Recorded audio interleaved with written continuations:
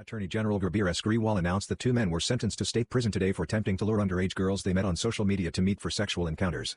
The girls in reality were undercover detectives participating in Operation Open House, a multi-agency undercover operation in September 2018 led by the Attorney General's office that resulted in the arrests of 24 men who allegedly were using social media to lure underage girls and boys for sexual activity. Officials say, William Singleton, 25, of Pemberton and Charles Schlottfeld, 28, of Bayville, were each sentenced today to 4 years in state prison by Superior Court Judge Guy P. Ryan in Ocean County. Each man pleaded guilty to second-degree luring, Singleton on February 3, and Schlottfeld, on July 22. Both men will be required to register as sex offenders under Megan's Law and will be subject to parole supervision for life according to officials.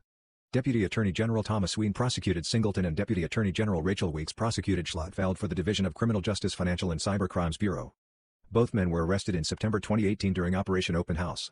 In each case, an undercover detective with the New Jersey Regional Internet Crimes Against Children Task Force encountered the defendant on social media, and the defendant, believing the undercover detective was a 14-year-old girl, asked the girl to meet him for sexual activity.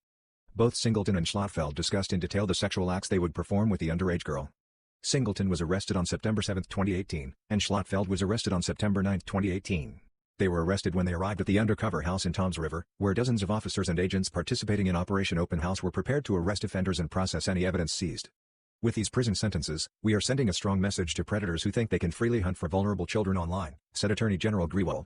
We will continue to identify and arrest these offenders because there is no higher priority for us than the safety of our children.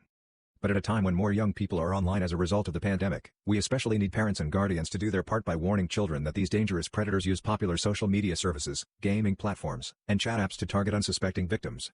We will never cease in our efforts to arrest those who use the internet and social media to sexually exploit children, either by distributing child sexual abuse materials or by grooming children to sexually abuse or assault, said Director Veronica Allende of the Division of Criminal Justice.